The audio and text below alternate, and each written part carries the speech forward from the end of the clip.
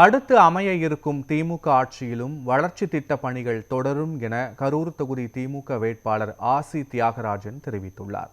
கரூர் சட்டமன்ற தொகுதியில் திமுக சார்பில் ஆசி தியாகராஜன் வேட்பாளராக போட்டியிடுகிறார்.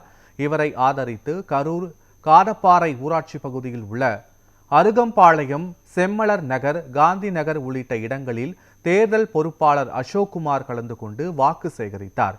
இந்த பரப்புரையில் பேசிய வேட்பாளர் ஆசி தியாகராஜன், கரூர் மாநகராட்சியில் 1000 கோடி ரூபாய்க்கு மேல் பல்வேறு வளர்ச்சி திட்டங்களை முதல்வர் மூலமாக கரூர் சட்டமன்ற உறுப்பினர் செந்தில் பாலாஜி செய்து இருப்பதாக தெரிவித்தார். இந்த திட்டங்கள் தொடர்வதன் இன்னும் பல புதிய திட்டங்கள் தொடங்கப்படும் என்றார்.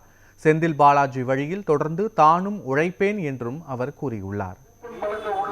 திட்டமாகட்டும், இப்படி ஒவ்வொரு செயல் திட்டங்களையும் நமது பகுதிக்கு பெற்று தந்த அன்பு தம்பி அவர் எந்த இடத்திலிருந்து விட்டாரோ அந்த பணியினை தொடர்ந்து அவர் வழியில்